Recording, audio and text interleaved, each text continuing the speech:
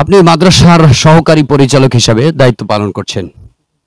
মাদ্রাসাটা অবশ্যই চমৎকার পরিবেশে আমরা দেখতে পাচ্ছি এবং এই মাদ্রাসার সুনাম সুখ্যাতি চতুর্দিকে ছড়িয়ে পড়েছে। প্রাচীনতম এই মাদ্রাসা, বিশেষ করে চরমনায়ের মরহুম পীর সাহেব কুতুবুল আলম সৈয়দ ফজলুল করিম রহমাতুল্লাহ এর নামে নামকরণ করা হয়েছে মাদ্রাসাটির। এরকম একটা সুন্দরতম প্রতিষ্ঠান মাদ্রাসা ফজলুল উলুমের সহকারী পরিচালক হয়ে আপনার অনুভূতিটা যদি একটু ব্যক্ত করতেন, কেমন লাগছে আপনার কাছে? জি, আলহামদুলিল্লাহ ভালো। এই প্রতিষ্ঠানটি 2010 সনে কুতুবুল আলম সৈয়দ মোহাম্মদ ফজলুল করিম রহমাতুল্লাহ আলাইহির বিশেষ দোয়া, ভালোবাসা, কৃপা এবং তার তাসাররুফাতের ফয়েজ অনুযায়ী এখানে ভিত্তিপ্রস্তর স্থাপন করা হয়। আসসালামু আলাইকুম ওয়া রাহমাতুল্লাহি ওয়া বারাকাতুহু। দর্শক, চরমনাই মিডিয়া থেকে আমরা সংযুক্ত হয়েছি। দূরে এবং কাছে যে যেখান থেকে আমাদেরকে ইতিমধ্যে দেখতে শুরু করেছেন, সকলকে চরমনাই মিডিয়ার পক্ষ থেকে আন্তরিক শুভেচ্ছা এবং মোবারকবাদ জানাচ্ছি। নানা কারণেই দেশের গণমাধ্যমগুলি, টকশো টেলিভিশন এবং বিশেষ সাক্ষাৎকারগুলি ব্যাপক গুরুত্বপূর্ণ হয়ে উঠেছে। তার আলোকে চরমনাই মিডিয়াও ব্যাপক গুরুত্ব পাচ্ছে। চরমনাই মিডিয়াতে আমাদের সঙ্গে সম্মানিত মেহমান হিসাবে যুক্ত হয়েছেন আলহাজ হাফেজ কারি মাহমুদুল হাসান মুয়াজ ঢালি। বর্তমানে ফাজিল MA মাস্টার্সে অধ্যয়নরত আছেন।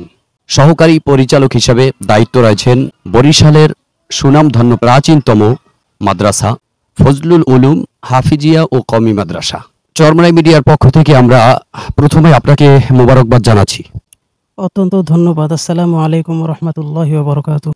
তো আমি আপনার কাছে জানতে চাবো, এই যে বরিশাল জেলার আওতাধীন মুলাদী উপজেলায় প্রাচীনতম সুপরিচিত এবং সুনামধন্য একটি মাদ্রাসা ফজলুল উলুম মাদ্রাসা, এই ফজলুল উলুম মাদ্রাসার আপনি সম্মানিত সহকারী পরিচালক হিসেবে দায়িত্ব পালন করছেন। দর্শকদেরকে একটু আপনার কাছ থেকে জানাতে চাই যে এই মাদ্রাসার ছাত্র সংখ্যা এবং মাদ্রাসার পরিচালক বৃন্দ সহ টোটালটা মিলিয়ে মাদ্রাসাটার সুন্দরতম অবস্থানটা যদি একটু আমাদেরকে তুলে ধরতেন। জি, আলহামদুলিল্লাহ।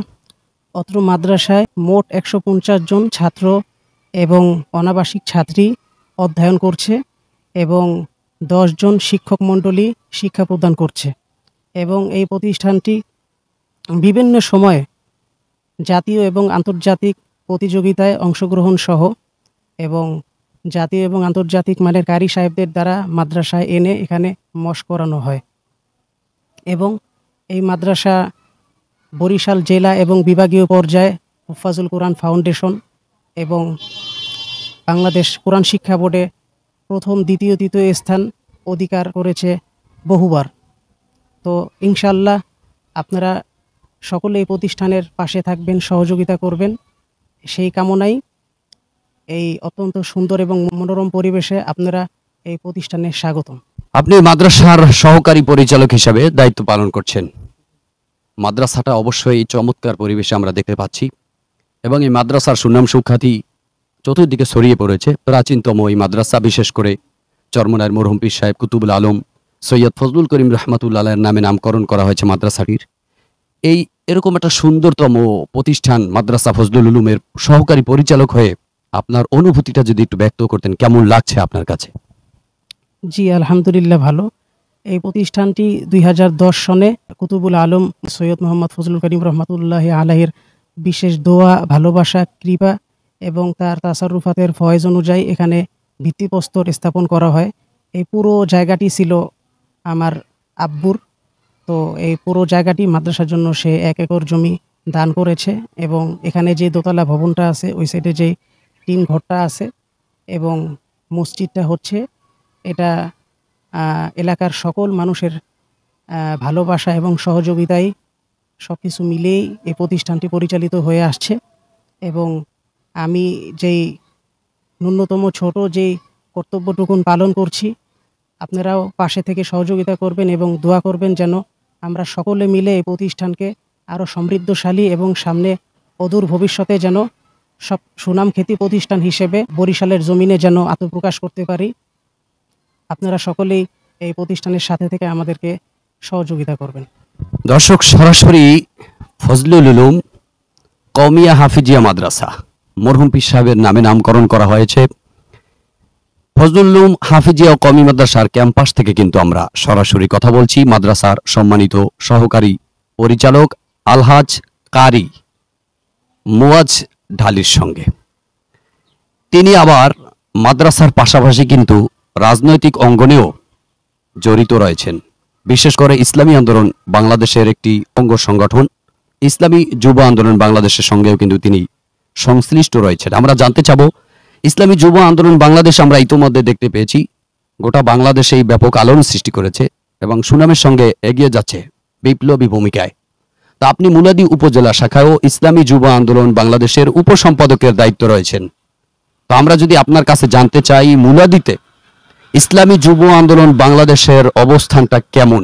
জি আলহামদুলিল্লাহ, ওটা বাংলাদেশেই ইসলামী যুব আন্দোলন বাংলাদেশ 2016 সালের 28শে জুলাই আত্মপ্রকাশ করে জাতীয়ভাবে, এবং এই সংগঠনটি দুর্বিষহ মানুষের পাশে থেকে সর্বদাই সাফল্যের ভূমিকায় এবং দেশের উন্নয়নের ক্ষেত্রে, মানুষের কল্যাণের ক্ষেত্রে এবং ইসলামের কল্যাণের ক্ষেত্রে অসীম ভূমিকা পালন করে থাকে। এবং তারই ধারাবাহিকতায় মুলাদী পৌরসভা শাখার ইসলামী যুব আন্দোলন বাংলাদেশ মানুষের সুখে দুঃখে ক্লান্তির লগ্নে সর্বদাই পাশে থেকেছে। সংগঠনটি যখন আত্মপ্রকাশ পেয়েছে তখন থেকে নিয়ে আজ পর্যন্ত এই সংগঠনের সকল নেতৃবৃন্দকে সাধারণ আপামর জনতা পাশে পেয়েছেন এবং তাদের ক্লান্তি লগ্নে তারা পাশে থেকে এক অনন্য ভূমিকা পালন করেছেন। এবং ইনশাল্লাহ আগামীতেও যতদিন আমরা টিকে থাকব এবং ইসলামী যুব আন্দোলন বাংলাদেশ যতদিন আল্লাহর জমিনে থাকবে, একমাত্র আল্লাহকে রাজি খুশি করার জন্য, দেশের উন্নয়নের জন্য, ইসলামের উন্নয়নের জন্য, জনগণের জীবন নিশ্চিন্ত করার জন্য সর্বদাই পাশে থাকবে ইনশাল্লাহ। আপনাদের দোয়া এবং ভালোবাসা এবং সহযোগিতার আশাবাদী। ইসলামী যুব আন্দোলন বাংলাদেশ মুলাদী উপজেলা শাখার দায়িত্ব হিসেবে আপনি জানাবেন যে আপনাদের উন্নয়নমূলক কাজে কেমন অগ্রণী ভূমিকা রয়েছে। আলহামদুলিল্লাহ, আপনারা সকলেই দেখতে পান যে বিভিন্ন ইস্যু নিয়ে যখন কোনো বিষয় আমাদের সামনে আসে তখন প্রতিটি ইসলামী দলই কম বেশি সামনে এগিয়ে আসে। তো এর মধ্যে ইনশাল্লাহ ইসলামী আন্দোলন বাংলাদেশ অন্যতম। তারই ধারাবাহিকতায় ইসলামী যুব আন্দোলন বাংলাদেশ সর্বদাই মানুষের পাশে থেকে থাকে।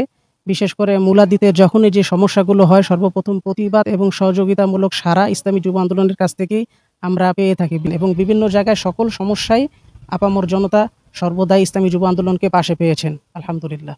রাজনৈতিক অঙ্গনে যদি আমি আসি, আপনার কাছ থেকে জানতে চাইবো, আমরা বিশেষ করে যেহেতু মিডিয়ার হয়ে রাস্তাঘাট, দোকানপাট বা আপামার জনসাধারণ সর্বশ্রেণী পেশার মানুষের সঙ্গে আমাদের ওঠা বসা, সেই সুবাদে আমরা অনেক কিছুই রাজনৈতিক বিষয় উপলব্ধি করতে পারি। আমি আপনার কাছে জানতে চাই, ইসলামী দৃষ্টিকোণ থেকে যদি আপনি বলতেন, ইসলামে রাজনীতি কেন করতে হবে? ইসলাম হচ্ছে মানুষের পরিপূর্ণ জীবন ব্যবস্থা। তো প্রত্যেকটা মানুষই সুশীল এবং শান্তিপূর্ণ জীবন ব্যবস্থায় বিশ্বাসী এবং প্রতিটি মানুষেরই নেক কামনা এবং বাসনা যে আমি পরিপূর্ণভাবে একটি জীবন ব্যবস্থা এবং আমার নিজের জীবনকে শান্তিপূর্ণভাবে নিশ্চিত করব। তো সেক্ষেত্রে যেহেতু ইসলামী শাসন ব্যবস্থায় মানুষের জীবনকে নিশ্চিত করতে পারে, ইসলাম প্রতিষ্ঠা হওয়ার ফলে জাহিলিয়া যুগ বিতাড়িত হয়ে গিয়েছে। যে ইসলাম প্রতিষ্ঠিত হওয়ার পরে ফেরাউনের জাহিলিয়াত বিতাড়িত হয়েছে। যে ইসলাম প্রতিষ্ঠা হওয়ার ফলে নমরুদ, আবু জাহেল সহ সকল অন্ধকার এবং জাহিলিয়া বিতাড়িত হয়েছে। এবং প্রত্যেক নবী রাসূলদের একমাত্রই দাওয়াত ছিল লা ইলাহা ইল্লাল্লাহ, অর্থাৎ ইসলামকে প্রতিষ্ঠা করা। আল্লাহর জমিনে ইনিল হুকমু ইল্লা লিল্লাহ, ইসলামকে প্রতিষ্ঠা করার লক্ষ্যে আমরা সকলেই সমুন্নত হব এবং ঐক্যবদ্ধ হয়ে কাজ করব। এবং বাংলাদেশে এখন পর্যন্ত কোনো একটি ইসলামী দল বাংলাদেশ প্রতিষ্ঠা হওয়ার শুরু থেকে এ পর্যন্ত আসতে পারেনি। এবং আমরা যেহেতু 92% মানুষ মুসলমানের দেশ বাংলাদেশ, তো সুতরাং আমরা ইসলামকে এই বাংলার জমিনে প্রতিষ্ঠা করে ইসলামের রাজ কায়েম করব, কোরআনের রাজ কায়েম করব। আপনি বোঝাতে চাচ্ছেন যে ইসলামের রাজনীতির খুব গুরুত্বপূর্ণ ভূমিকা রয়েছে, মুসলমানকে রাজনীতি করতে হবে, বাংলার জমিনে ইসলাম প্রতিষ্ঠার ক্ষেত্রে সামনে অগ্রসর হতে হবে, এটা বোঝাতে চাচ্ছেন আপনি। আমাদের দেশে তো দলে দলে মানুষ বিভক্ত আছেন, বিশেষ করে কেউ আওয়ামী লীগ করছেন, কেউ বিএনপি করছেন, কেউ জাসদ বাসদ করছেন। তো ইসলামী দৃষ্টিকোণ থেকে যদি আপনি বলতেন যে আসলে মুসলমান হিসাবে আমাদের ভোটটা কোথায় দেওয়া উচিত বলে? জি আলহামদুলিল্লাহ, অবশ্যই অ্যাজ এ মুসলিম হিসেবে আমাদের প্রত্যেককেই আল্লাহর পথে, রাসূলের পথে, যে পথে আমরা ভোটটা দিলে আল্লাহর রাসূল খুশি হবে সেই পথেই আমরা ভোটটা দিব, অর্থাৎ ইসলামকে আমরা বিজয় করব। এবং ইসলাম বিজয় হলে আমাদের জীবনের নিরাপত্তা, আমাদের জীবনের নিশ্চয়তা, আমাদের বাক স্বাধীনতা, আমাদের আত্মস্বাধীনতা, আমাদের সম্পদের স্বাধীনতা, আমাদের ব্যক্তি স্বাধীনতা, পারিবারিক স্বাধীনতা, সামাজিক স্বাধীনতা, সকল স্বাধীনতা আত্মপ্রকাশ পাবে ইসলাম যখন ক্ষমতায় আসবে। এবং ইসলামী অনুশাসনকে আমরা যখন এই বাংলাদেশে প্রতিষ্ঠা করব, তখন আমরা জীবনের সম্পূর্ণ নিশ্চিত অধিকার বাস্তবায়ন করতে পারবো এবং সকল মানুষ কাঁধে কাঁধ মিলে সুন্দরভাবে সেই হুজুর পাক সাল্লাল্লাহু আলাইহি সাল্লামের সেই জমানায় যেভাবে মক্কা বিজয় হয়েছিল, মদিনা সনদ হয়েছিল, ঠিক যেভাবে মানুষ কাঁধে কাঁধ মিলিয়ে যে আল্লাহ রসুলের প্রতিটি হুকুম যেন মুক্ত স্বাধীনভাবে খোলা আকাশের নিচে ইবাদত করতে পারে, সেভাবে আমরা করতে পারবো। তো সেই ধারাবাহিকতায় আপনারা সকলে ইনশাল্লাহ ইসলামের বিজয়ের লক্ষ্যে কাঁধে কাঁধ মিলিয়ে ইসলামকে ক্ষমতা আনানোর জন্য সর্বোচ্চ চেষ্টা করবেন ইনশাল্লাহ। পিআর পদ্ধতিটি যেহেতু বাংলাদেশের সর্বপ্রথম শীর্ষস্থানীয় উলামায়ে কেরামরাই এই দাবিটি উপস্থাপন করেছেন বর্তমান অন্তর্বর্তীকালীন সরকারের কাছে এবং জনতার সামনে যে বিষয়টি তুলে এনেছেন। পিআর পদ্ধতি, অনেকে পিআর জিনিসটি বুঝে না, এটা হচ্ছে প্রফেশনাল রিপ্রেজেন্টিং। তো এই বিষয়টা হচ্ছে সংখ্যানুপাতিক পদ্ধতিতে নির্বাচন, অর্থাৎ একটি সাধারণ জিনিস যদি আমরা এভাবে বুঝি, একটি জায়গায় 1 লক্ষ ভোট আছে, সেখানে প্রার্থী হচ্ছে 5 জন, 25,000 ভোট পেয়ে যে উত্তীর্ণ হয়েছে, যে প্রার্থী হয়েছে নির্বাচিত, সে বাকি 75,000 যাদের অমতে বিজয় হয়েছে তাদেরকেও সে শাসন করবে। মানে আপনি বুঝাতে চাচ্ছেন যে 25,000 ভোট পেয়ে বিজয় লাভ করলেন, কিন্তু অপর যে আরো 4টা অংশ রয়েছে, টোটালটা মিলিয়ে 75,000 ভোট রয়েছে। তাহলে 75,000 ভোট কিন্তু তিনি পান নাই, তিনি পেয়েছেন 25,000 ভোট। তো সেই সুবাদে 25,000 ভোট পেয়ে তিনি প্রতিনিধিত্ব করছেন, আর 75,000 ভোট যারা রয়েছেন তাদের একটা সাপোর্ট সমর্থন তার পক্ষে ছিল না, ওই ভোটগুলি বৃথা চলে যাচ্ছে। কিন্তু পিআর পদ্ধতিটা এমন একটা গুরুত্বপূর্ণ বিষয় যেটা 75 আর 25 না, প্রত্যেকটা ভোটের মূল্যায়ন হবে, এটা মূলত আপনি বোঝাতে চেয়েছিলেন কিনা? জি জি জি, প্রত্যেকের ভোটেরই মূল্য এবং অগ্রাধিকার দেওয়া হবে।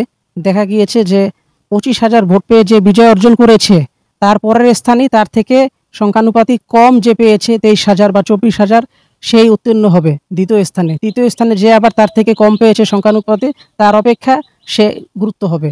তো এভাবেই করে যেহেতু সকলের অংশগ্রহণেই নির্বাচনটা সম্পূর্ণ হবে, তো সেটাই আমরা বোঝাতে চাচ্ছি। দর্শক, আমরা কথা বলছিলাম আলহাজ হাফেজ কারি মাহমুদুল হাসান মুয়াজ ঢালির সঙ্গে। তিনি বর্তমানে কামিল MA মাস্টার্স অধ্যয়নরত অবস্থায় রয়েছেন এবং সহকারী পরিচালকের দায়িত্ব রয়েছেন বরিশাল জেলার ঐতিহ্যবাহী প্রাচীনতম সুনামধন্য মাদ্রাসা মৌলাদি হাফিজিয়া কওমি মাদ্রাসা ফজলুল উলুম প্রতিষ্ঠানে কিন্তু সহকারী পরিচালকের দায়িত্ব রয়েছেন। আমরা ইতোমধ্যে জানতে পেরেছি দীর্ঘ সময় পর্যন্ত আমাদের সঙ্গে সংযুক্ত ছিলেন চরমনাই মিডিয়াতে আজকে বিশেষ মেহমান হিসেবে আলহাজ হাফেজ কারি মাহমুদুল হাসান মুয়াজ ভাই। আজকে আমরা এই পর্যন্তই দর্শক, আজকে এখান থেকে আমরা বিদায় নিচ্ছি। দেখা হবে অনেকদিন চরমনাই মিডিয়ার কোনো এক বিশেষ সাক্ষাৎকারে। বিদায় নিচ্ছি আজকের মতো মুলাদি ফজলুল উলুম হাফিজিয়া কওমি মাদ্রাসার ক্যাম্পাস থেকে। আসসালামু আলাইকুম ওয়া রাহমাতুল্লাহি ওয়া বারাকাতুহু।